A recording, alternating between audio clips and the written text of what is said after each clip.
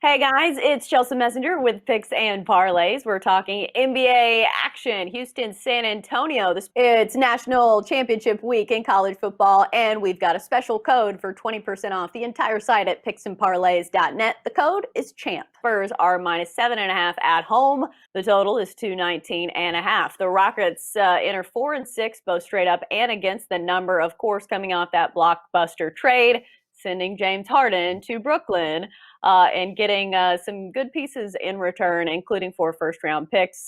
And then you've got the Spurs, 6-6 straight up, 7-5 against the number.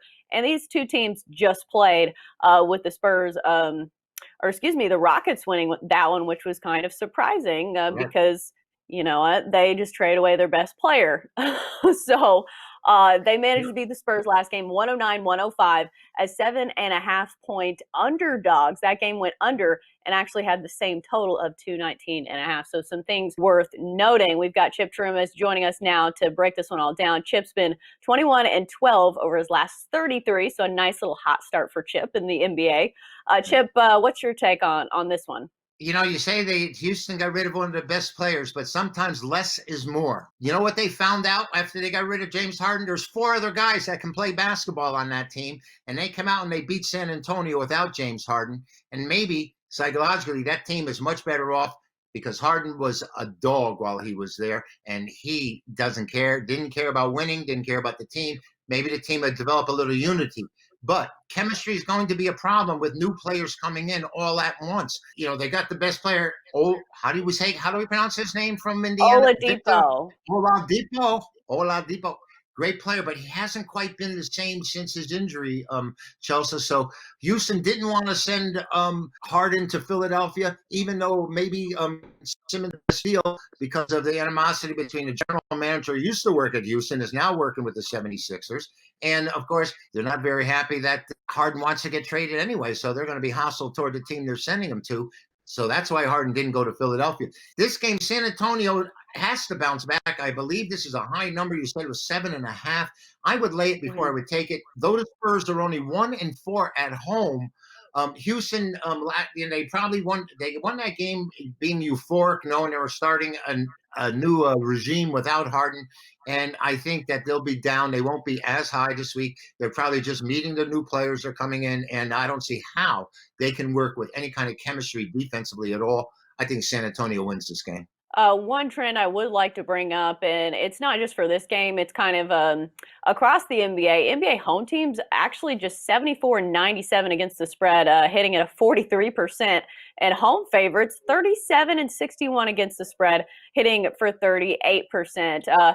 Any thoughts on that? And maybe do you think that trend's due for some regression? I'm glad you pointed that out. You brought it out, and I think there may be 2 factors now, and maybe they're connected. Without the home crowd there to cheer on or even egg against the opponents, I also think that the factor of the intimidation of the fans to the officials may have something to do with that as well. But that's a surprising number that the home team has failed to cover.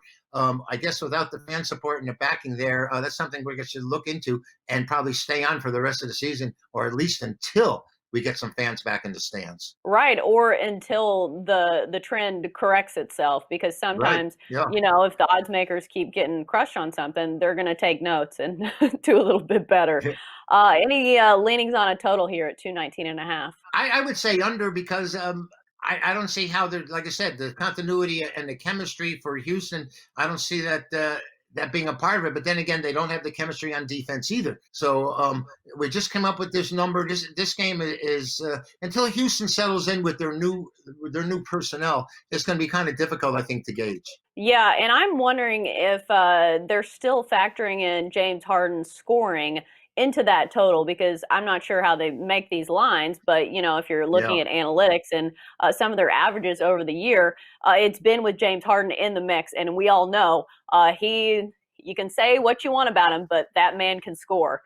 So I also wondered that as well. He just can't win. Don't get me started on James Harden, but I will say the Rockets had some players step up last game. Christian Wood had 27 points, 15 rebounds, and 3 block shots. Sterling Brown, 23 points, 7 rebounds, and then a double-double from Jayshawn Tate. So It's not like there hasn't been guys stepping up for the Rockets. And you could say the Well, same thing about the Spurs. They've had some guys that maybe are a little bit under the radar that have put up some big numbers. Keldon Johnson, 29 points. Lonnie Walker, yeah. 16 points. And then you've got the usual suspects, DeMar DeRozan with 13 points and Lamar Aldridge with 11 last time out. Well, Houston had 3 players that you mentioned that had career highs in the first game that Harden was jettisoned out of town. So I think Right. people are going to get a chance to show their wares here in Houston, and it's probably best for everyone. And I'll bet right now against the Nets anytime. All right. Well, that's going to do it for our NBA talk here on Picks and Parlays. Great stuff from Chip Chirimbes. As always, Chip, thanks for joining us.